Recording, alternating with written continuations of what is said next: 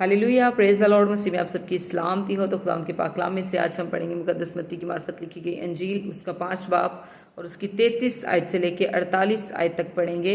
तो जैसा कि मैंने आपको बताया था कि 5 बाब जो है वो थोड़ा बड़ा है, तो इसलिए मैंने इसको 3 हिस्सों में डिवाइड किया था। तो आज हम तीसरा हिस्सा पढ़ेंगे और तीसरे हिस्से में हम पढ़ेंगे कस्मों के बारे में तालीम, इंतकाम के बारे में तालीम और दुश्मनों से मोहब्बत के बारे में। तो आइए मेरे साथ खुदा के पाक कलाम में से मुकद्दस मत्ती की मार्फत लिखी गई अंजील, उसका 5 बाब और उसकी 33 आयत से 48 आयत तक पढ़ते हैं। खुदा के पाक कलाम में यूँ लिखा है, फिर तुम सुन चुके हो कि अगलों से कहा गया था कि झूठी कसम ना खाना, बल्कि अपनी कस्में खुदावंद के लिए पूरी करना। लेकिन मैं तुमसे ये कहता हूँ कि बिल्कुल कसम ना खाना, ना तो आसमान की क्योंकि वो खुदा का तख्त है, ना ज़मीन की क्योंकि वो उसके पाँव की चौकी है, ना यरूशलेम की क्योंकि वो बुजुर्ग बादशाह का शहर है।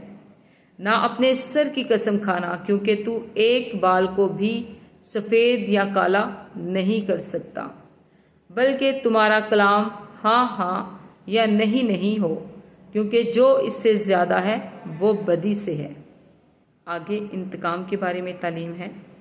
तुम सुन चुके हो कि कहा गया था कि आँख के बदले आँख और दांत के बदले दांत, लेकिन मैं तुमसे ये कहता हूँ कि शरीर का मुकाबला ना करना, बल्कि जो कोई तेरे दाहिने गाल पर तमाचा मारे दूसरा भी उसकी तरफ फेर दे, और अगर कोई तुझ पर नालिश करके तेरा कुर्ता लेना चाहे तो चोगा भी उसे ले लेने दे, और जो कोई तुझे एक कोस बेकार में ले जाए उसके साथ 2 कोस चला जा।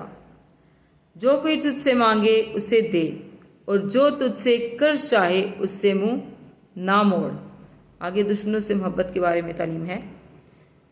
तुम सुन चुके हो कि कहा गया था कि अपने पड़ोसी से मोहब्बत रख और अपने दुश्मन से अदावत, लेकिन मैं तुमसे ये कहता हूँ कि अपने दुश्मनों से मोहब्बत रखो और अपने सताने वालों के लिए दुआ करो, ताकि तुम अपने बाप के जो आसमान पर है बेटे ठहरो, क्योंकि वो अपने सूरज को बदों और नेकों दोनों पर चमकाता है और रास्तबाजों और नारास्तों दोनों पर मींह बरसाता है।